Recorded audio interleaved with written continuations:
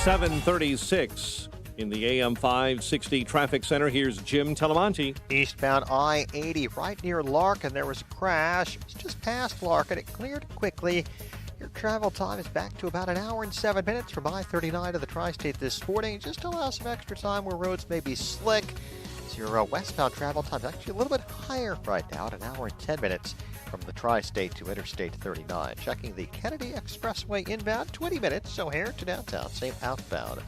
The Eisenhower, after an outbound crash near the Tri-State, back down to 28 minutes to get from downtown to 390, same as the inbound trip. The inbound Stevenson ramp to the inbound Ryan's a little congested, and the inbound Ryan has mild delays going into downtown. It's currently 16 minutes from 95th. That's traffic. I'm Jim Telemonte on AM 560, The Answer. Chicago's Morning Answer continues next in our AM 560 Weather Center. Cloudy, 31 today. It's 27 right now. Next news coming up at 8. Chicago's Morning Answer with Dan and Amy continues next on AM 560, The Answer.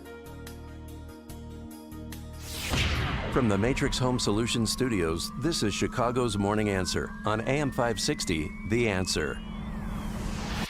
Listen to AM 560, The Answer, online at 560theanswer.com, on the AM 560 mobile app, on your Alexa-powered smart speaker, on TuneIn, iHeart, and radio.com. Only the biggest stories, only the biggest guests, and only the biggest opinions. This is AM 560, The Answer. Top of the morning, Dan and Amy, and it's just 100 days.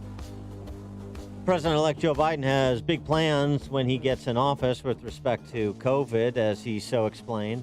And keep following what we know works. One of our 100-day challenges is to mask up everyone. The day we're inaugurated, I'm going to ask you to mask up for the next 100 days. This is not a political issue. And I will issue an executive order to require masks where I have the authority to do that. And for federal workers and federal property, on interstate travel, like trains and planes. We'll also be working with mayors and governors in red states and blue states and ask them to require masking up in their cities and their states. Now, this is not political, but if you don't abide it, you're unpatriotic. I know it's become a partisan issue. But what a stupid, stupid thing for it to happen. This is a patriotic act. We're asking you, we're in a war with this virus. And experts saying have shown that wearing a mask from now until April will save as many as 50,000 lives. Quite frankly, it was shocking to see members of the Congress, while the Capitol was under siege by a deadly mob of thugs, refusing to wear a mask while they were in secure locations. Are being infringed upon. But on the way to Walmart, they had to drive 30 miles an hour. They couldn't park in a handicapped space, and they can't just eat the cheese balls in the store. Their rights can't harm others. Right. That's what he thinks about you. Also... and then what he said about his son coming home from college? Then there's a matter of college kids. We have one. I love them. So I mean this with no disrespect. Stay away from them. Keep them away from people you love. Shun them if they come home for Thanksgiving. Have them sleep in the garage and have their masks and wear their masks. Sleep them in. Yeah. This person's going to be in charge of the COVID response. He I'd rather suggested move that out of the country. He suggested that was a joke, but he's also the same guy who tweeted out, the CDC has changed their recommendation to now say to just send your kids to school. The CDC has fallen so far. The document is sad. And that was in July. So if you like lockdowners and you don't like seeing your kids, you're going to love Andy Slavitt and the Biden COVID response team. For more on all of this, we're pleased to be joined by James Bovard, author of numerous books, member of the USA Today Board of Contributors, frequent contributor to The Hill, and contributing editor for American Conservative. James, thanks for joining us again. Appreciate it. Hey, Dan. Thanks for having me on. So it's just 100 days, Jim. Just 100 days. Just 100 days. Huh. Yeah, well, I mean, there are circumstances where it makes sense to wear a mask, but the county government here in Maryland was basically trying to dictate people had to have a mask every time they stepped outside to walk their dog. And it's like, this is security theater, pandemic security theater, and it's a signal of submission to your bureaucratic superiors, and that's not going to keep us safe. There's something else too. Just and this, I guess, needs to be sussed out. Maybe one of those enterprising reporters in D.C. will ask President Biden this when he is inaugurated. The CDC said that even if you're vaccinated, you have to wear masks, social distance, and wash your hands and so forth. So it doesn't sound like it's just 100 days. It's in perpetuity. If you're immune to the virus, you still have to follow these protocols and pretend you're not. Well, yeah, I think last I checked, we're still on the 14 days to flatten the curve, and the first-year anniversary is coming up on that. It's hard to tell what the people in charge want to do and how far and how long they want to stretch their power. But the science and data have changed so often, and so much of the data is complete crap.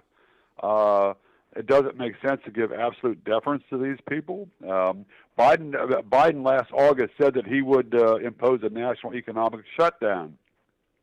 He backed away from that during the campaign because it kind of looked bad. But we got no idea what he's going to do. Well, what do you think the ramifications will be if red state governors don't follow along with this 100-day mask mandate? I think that the Washington Post will be very upset. Yes. It's hard to tell, but I don't think. Well, now this is interesting. Going back to the 1980s, there was a big fight over federal highway funds. You had the Reagan administration raise the national drinking age from 18 to 21, and some governors balked, so the feds withheld highway funds from them. I wonder if the Biden people would try to hold back federal funds from governors who did not dictate. But, there are so many levels of nonsense here, and how is this going to be enforced on the local front? You have all these liberals saying it's time to cut back on the power of the police, but it's also important for the police to hassle or arrest anybody whose mask slips lower than their nose, because these are some of the standards that are being thrown out there. And not only that, but most of the masks that people are wearing are crap. So it's like, yep. I mean, you're wearing a scarf. I mean, you might as well wrap your head in wet toilet paper. Something else, too. Tony Fauci over the weekend on Meet the Press essentially suggested, we don't know if the vaccines will be as effective against the COVID mutations as they were against COVID SARS-2.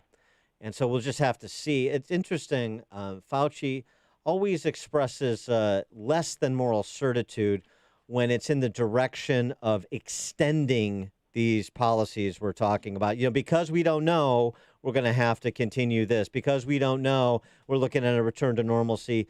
Not the end of summer, not fall, maybe 2022, maybe mid-2022. They're always extending out their projections about when some of these restrictions that have been imposed by lockdowners can be relaxed. And again, their lack of certitude always seems to fall in one direction. Yeah, well, they're always happy to give the government the benefit of the doubt and give the government more power and act like, if we only grovel a little bit more, then we'll finally all be safe. But it hasn't worked. You had the lockdowns. The states that did severe lockdowns have been ravaged worse than Florida, which has been very mild in its restrictions. But you don't read that in the Washington Post. Instead, it's all just, if we submit, we'll be safe. Well, in the meantime, guess what's gone away, James? The flu. They talked to heads at Northwestern and at Rush Hospital, and they have not had one regular flu case at all this season, which I find very hard to believe. Yeah, well, I think what's happening in some cases is that the symptoms for the COVID are similar to the first onset symptoms of influenza. So I think that the numbers, that some of the flu cases are being counted as COVID. Maybe not there in Chicago, but I think in a lot of places there's a lot of bogus numbers, and sometimes the local governments basically admit it. But there's a huge trouble with what you call a positive case, and simply having testing for certain levels of something doesn't mean that you're sick with COVID. So there's so much wrong signals we've gotten, and Biden has been a demagogue going back maybe to the 1970s, and it's the thought of him dealing straight on this ain't going to happen. On a related story of with respect to safetyism, if you will, what's your reaction to the response that we've seen in terms of the deployment of the National Guard, the armored vehicles in D.C. in preparation for the inauguration, same thing with boarding up of state capitals and so forth? Is this all just out of an abundance of caution and strikes you as proportional, or not? Oh, that's great phrasing. Wait a minute, this is a rough one. No, this is absurd. I mean, there was a ruckus at the Capitol. You had one person shot and killed. She was shot by a Capitol policeman. That was the only gunfire that day. And yet you got the Washington Post saying, my God, the threat of violent extremism. So we got to bring in the military and basically shut down the entire inauguration. Free speech is totally destroyed for this inauguration. For the first time, maybe ever in the U.S., you have this massive military presence. This is something which looks like a Kremlin May Day parade instead of an American inauguration. Biden will not be speaking to people. There's going to be 190,000 flags that are put up, which he can look at as he reads from the teleprompter. I think this is going to be an absolute fiasco. Americans haven't paid attention yet to how this is going to go down. The optics are going to be a disaster. And they're not letting anybody on the mall, so you can't even go and watch if you even wanted to, correct?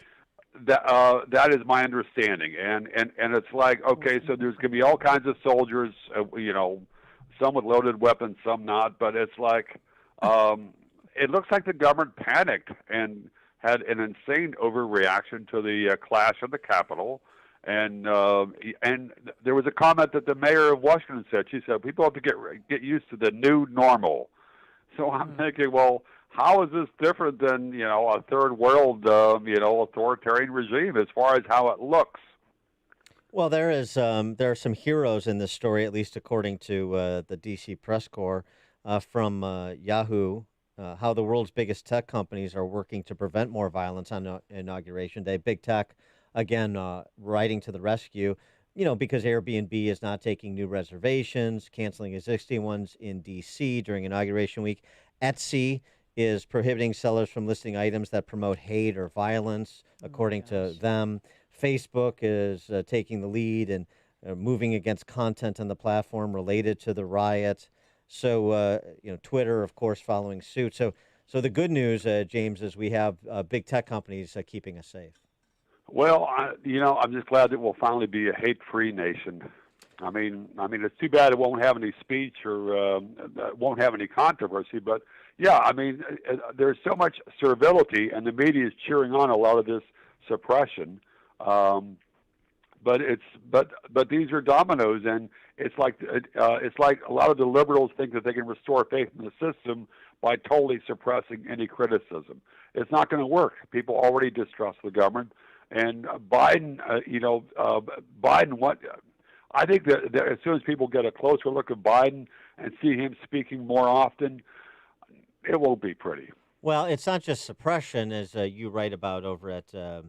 I think it was at American Institute of Economic Research. I believe it's not just suppression; it's also the need to purge the bad actors.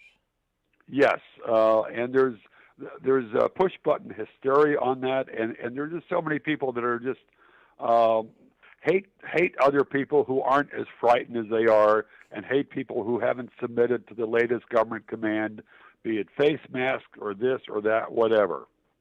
Yeah, hate people who aren't as frightened as they are. I think that's a really good way to put it. James Bovard, member of the USA Today Board of Contributors, frequent contributor to The Hill, contributing editor for American Conservative as well. Jim, thanks for joining us again. Appreciate it. Hey, thanks so much. Thank you. And he joined us on our turnkey.pro answer line. The stories you need to know to start your day. This is Chicago's Morning Answer on AM 560. The Answer. I struggled with symptoms like frequent gas and stomach pain for years. I was bloated all the time with daily diarrhea. At first, I thought it was what I was eating. I kept thinking it was stomach issues. So I did my research and talked to my doctor, and we finally uncovered the truth. It was actually EPI. Exocrine pancreatic insufficiency, or EPI, is a condition where your pancreas is unable to help break down your food. It can lead to symptoms like diarrhea, gas, bloating, stomach pain, unexplained weight loss, and oily stools. And EPI symptoms can be confused with those of other common digestive conditions, like irritable bowel syndrome, Crohn's, and celiac disease. So getting to the right diagnosis meant being more open with my doctor about the severity of my symptoms and how often they were happening. But there's good news. EPI is manageable, so don't wait any longer. Use the symptom checker at identifyepi.com and schedule a visit or call with your doctor to ask, could I have EPI? Sponsored by AbbVie.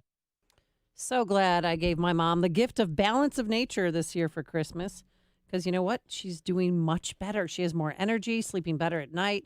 Called me the other day. Her blood pressure is normal. This is good. This is about a month after starting Balance of Nature. What it is 6 capsules. You're getting 10 servings of 31 different fruits and veggies.